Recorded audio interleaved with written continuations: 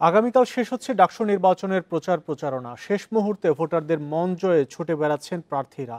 সকাল থেকে ক্যাম্পাস ও হল ঘুরে ঘুরে শিক্ষার্থীদের হাতে ইশতেহার, লিফলেট বিতরণ করছেন তারা।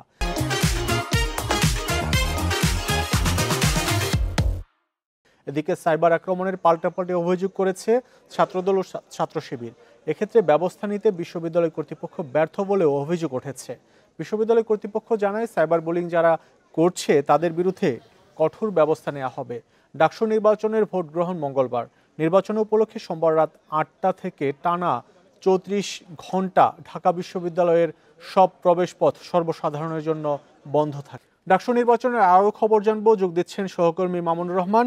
মামুন, আর মাত্র একদিন বাকি আছে প্রচার প্রচারণার, কি পরিস্থিতি দেখছেন? ডাকসুর প্রার্থীরা কি বলছেন শেষ মুহূর্তে? নির্বাচনী প্রচারের যেহেতু আর একদিন বাকি, তাই কিন্তু প্রার্থীরা খুব ব্যস্ত সময় পার করছেন শিক্ষার্থীদের কাছাকাছি গিয়ে তাদের নির্বাচনের ভোট চাওয়ার ক্ষেত্রে।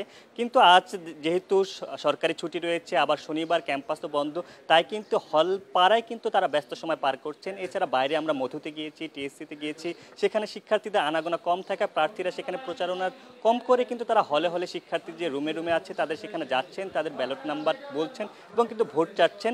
সকালে আমরা এই মুহূর্তে আছি সূর্য সেন হলে। সেখানে কিছুক্ষণ আগে ছাত্রদলের ভিপি প্রার্থী আবিদুল ইসলাম কথা বলেন। তিনি বলছিলেন যে নির্বাচনে যেই জয়ী হবে বা যেই হেরে যাবে তারা কিন্তু অভিযোগের সুরে কথা যেন না বলে, যারা হেরে যাবে তারা যেন যারা জয়ী হয় তাদের সাথে একসঙ্গে কাজ করেন এবং তারা কিন্তু তাদের ইশতেহারের বিষয়গুলো শিক্ষার্থীদের মাঝে আবারও তুলে ধরেন। নিরাপদ ক্যাম্পাসের ব্যাপারে তারা কথা বলেন এবং নারী শিক্ষার্থীদের জন্য যেসব নিরাপত্তা দরকার সেই ক্ষেত্রে দরকার হয় ক্যাম্পাসকে ইয়েলো জোন, রেড জোন হিসেবে চিহ্নিত করার পরামর্শ দেন।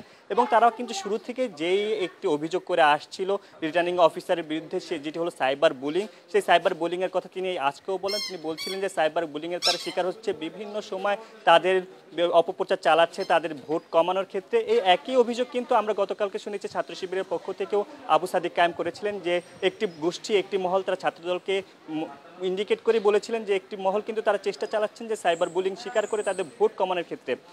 তা এই ব্যাপারে কিন্তু প্রশাসন ব্যর্থ বলেও তারা অভিযোগ করেছেন। এছাড়া যদি বলা যায় শিক্ষার্থীদের মাঝে যে ডাকসু নির্বাচন নিয়ে নানা অভিযোগ, এই অভিযোগ নিয়ে বিশ্ববিদ্যালয় প্রশাসন বা নির্বাচন কমিশন তাদের কোনো বক্তব্য পেয়েছেন কিনা? আজকে পাইনি, কিন্তু গতকালকে কিন্তু আমরা শুনেছি এই ব্যাপারে তারা কথা বলেছেন। তারা বলছিলেন যে যাদের বিরুদ্ধে অভিযোগ পাওয়া যাচ্ছে, যেসব গ্রুপ বা যেসব পেজ থেকে এসব অপপ্রচার চালানো হচ্ছে সেসব পেজ কিন্তু তারা বন্ধ করে দিচ্ছে এবং যাদের বিরুদ্ধে পাওয়া যাচ্ছে সেসব অ্যাডমিনদের তারা ডেকে তাদেরকে সতর্ক করছেন এবং তারা বলছেন তারা এই ব্যাপারে কিন্তু সবসময় সতর্ক অবস্থান রয়েছেন। কিন্তু প্রার্থীরা কিন্তু প্রতিবারে কিন্তু বলছেন যে প্রশাসন এই ব্যাপারে সম্পূর্ণরূপে ব্যর্থ এবং প্রশাসনের এই ব্যাপারে দায়বদ্ধতা প্রশাসনকে নিতে হবে। আর একদিন পরেই শেষ হচ্ছে ডাকসু নির্বাচনের প্রচার প্রচারণা, সেই খবর জানাচ্ছিলেন সহকর্মী মামুনুর রহমান।